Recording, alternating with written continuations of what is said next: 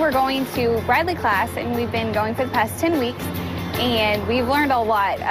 Just exercises, information about pregnancy. Bradley classes are very interesting. The most interesting part about them is that, you're learning about birthing. And it's like, why would a guy go to a birthing class? I didn't really catch the whole idea. I didn't really realize. I thought it was going to be like the one sitting over in the corner. Like, no, I didn't really understand how it was going to work.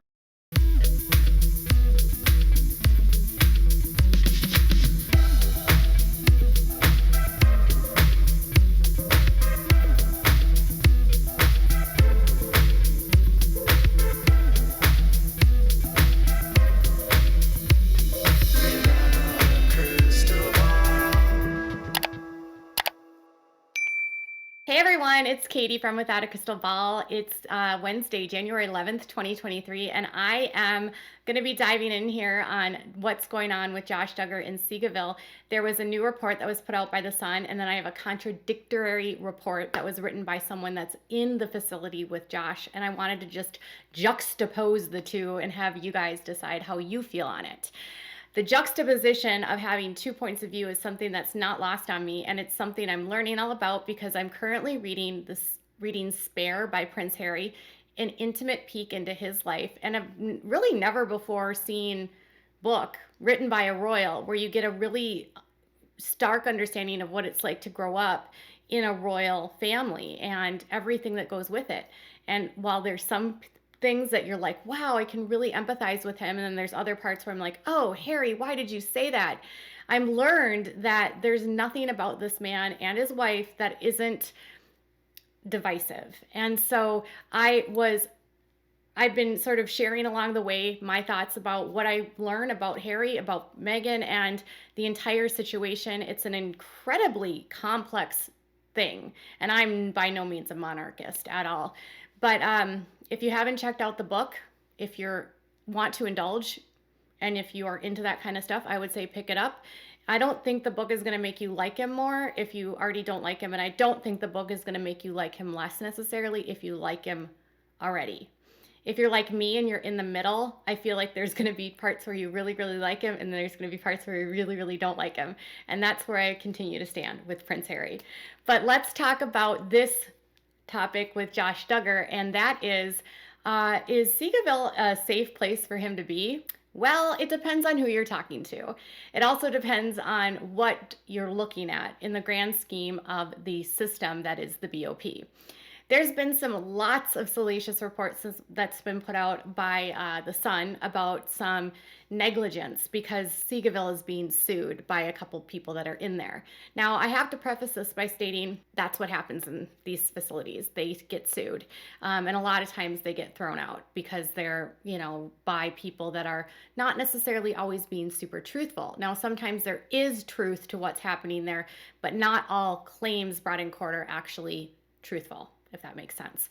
So when I saw this article that popped up by The Sun, I was like, well, that's interesting. Now, I have no specific issues with The Sun. I think The Sun is at times very salacious. They're also at times very predictable. Like they love to talk about how Ginger broke rules and how Amy's breaking rules, even though Amy wasn't in the family, or, they're very fixated on what the girls wear, which is, we're so past that, lots of these girls have left this group.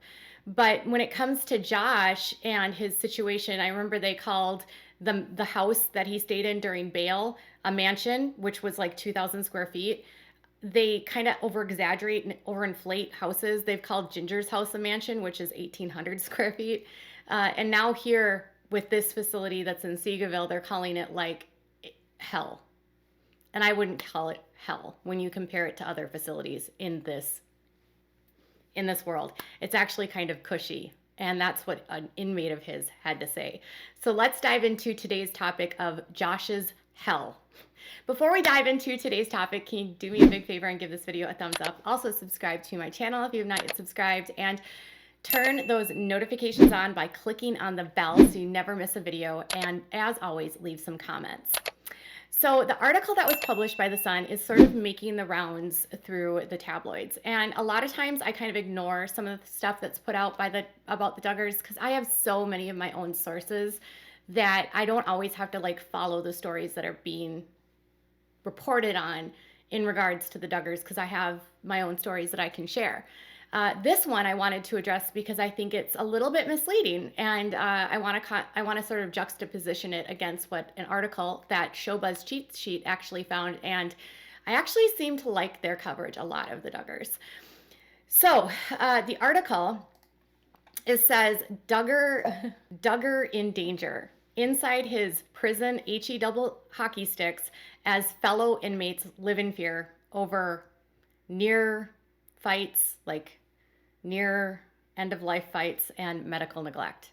Now, the medical issue is a big problem. There was a huge issue with COVID, and this facility got hit really, really, really hard. And there's definitely been some issues. And there are times when a prisoner is there that the medical care is not the highest or the best. So there could be some validity to some of these complaints.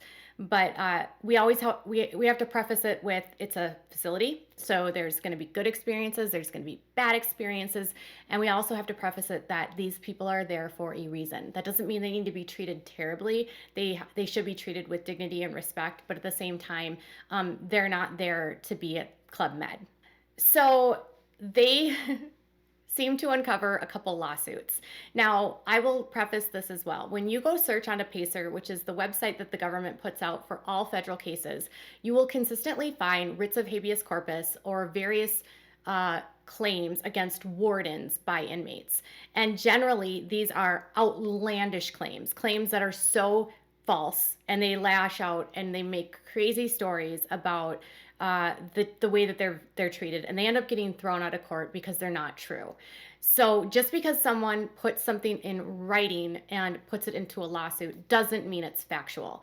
So I always say, when it comes to prisoners, you almost have to consider the source. Not that all prisoners lie, but just a lot of them use the legal system as a way to, I don't know, get what they want, but it doesn't always work, okay? So an inmate apparently sued on October 6th, 2022. And they say that they were released back into the general public knowing that they were in fear for their life.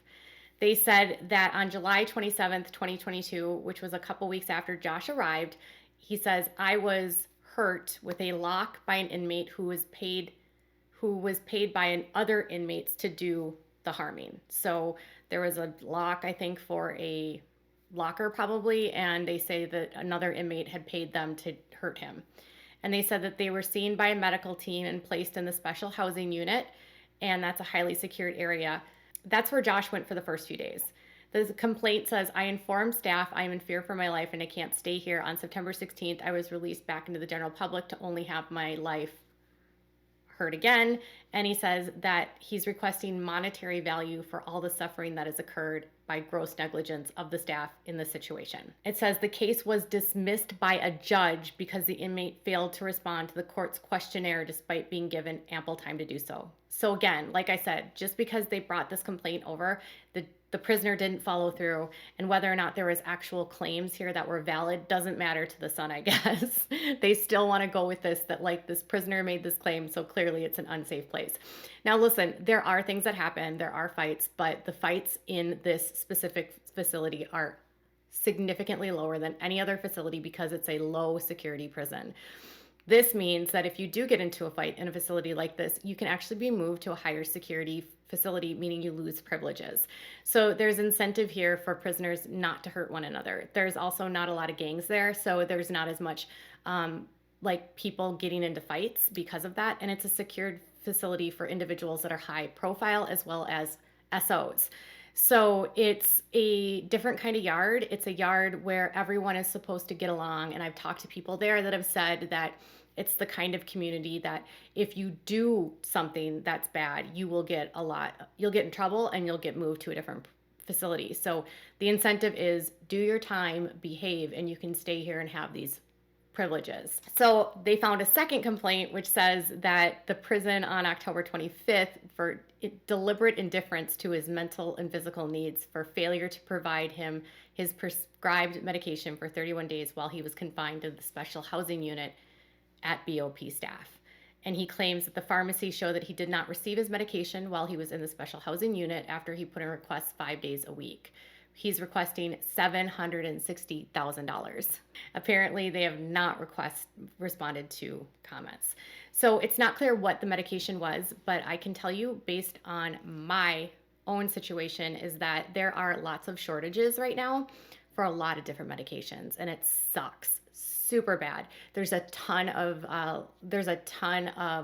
shortages specifically in psychiatric meds, but there's also been like shortages in other meds that we need in this household, and we've had to wait and go a couple weeks. So it's hard to know if they willingly withheld it or if they're dealing with what most of us in this world, in the regular world, are dealing with shortages. There's a huge shortage right now in the world for psychiatric drugs, like people going through serious withdrawal because they don't have enough specific prescriptions for that. So anyways, long story short, the bulk of this is just non-claims. There has been fights at this facility. They did have issues with COVID, but overall, the prison is relatively safe. Now, I want to just sort of share with you something I found from Showbuzz Cheat Sheet, which was an article, and it was written by someone that's there, and it was at the Marshall Project, which is they do a lot of stuff on crime, and they have prisoners that write for them. And so this person is actually in Seagoville, and this is what they said. But even so, this isn't the violent or scary prison the media made it out to be when they found out Josh Duggar was coming here. The first person I know who actually saw him was a friend of mine, a nice man who works in the law library. One day my friend came back from work and was like, oh, Josh Duggar came in today, and I got to meet him. And he said he was just a regular nice guy, but everybody was trying to talk to him. So my friend waited his turn. It's different running into a celebrity who's not trying to build their brand, because they're not trying to build their brand in prison. And he says, I've only seen Duggar once myself. We were on COVID lockdown for months after he got here, and he and I are in different units. When I saw him, it was just from several feet away, and he was doing a workout video, so I still haven't gotten to talk to him. He said if he ever did get to talk to him, he would just say, hello, how are you?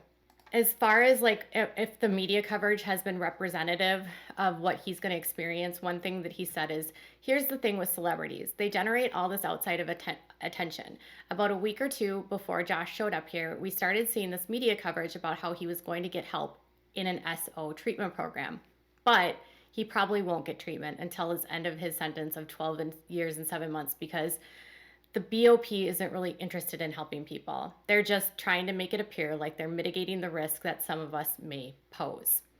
So I want to just caveat that this is written by someone that actually is in there for the same charges as Josh. So take it for what it's worth. And he also described how the unit is, again, a facility for SOs. He described that there's not a lot of gangs there. There's not a lot of violence there. There's not a lot of fights. He said they do happen, but it's very rare.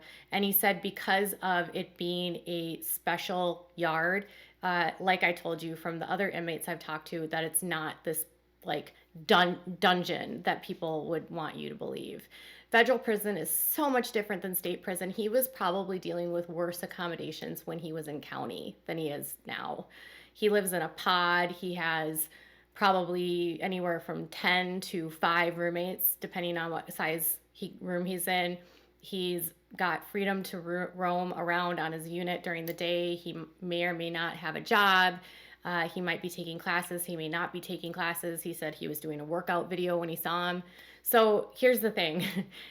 It's not exactly the way that they describe it at the Sun. So the prisoners say he's not in danger. The Sun thinks he is. Is he scared to a point? Sure. But this specific individual also mentioned that they have other high-profile prisoners in the same facility, and people just don't pay them any mind after a while. It's just like they're any other prisoner after they're there for a while. So it's not like the fame lasts for any length of time. They just become like everyone else. So Josh is still appealing his case, and he is looking to get out of this, but the appeal is scheduled for oral arguments. But at this point, I don't expect him to have his case overturned or the conviction overturned. And Anna is still living in Arkansas with the Duggars, and for now they remain married. But Josh Duggar has yet to be harmed, and he is totally coasting in federal prison. Tell me what your thoughts are in the comments below. Bye, guys.